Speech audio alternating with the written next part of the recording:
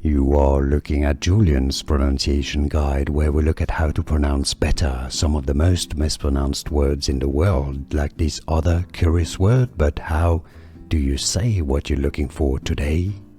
Let's learn once and for all how to pronounce these names. There are different pronunciations indeed that are correct, depending on the language and including in English. So, a name of German origin. For reference, the German pronunciation is as Bernstein. Bernstein, but that's not how it's pronounced, or usually pronounced at least.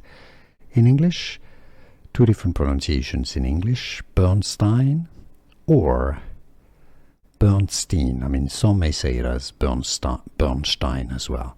So in English, Bernstein, Bernstein, or if you want to pronounce it more German way, Bernstein.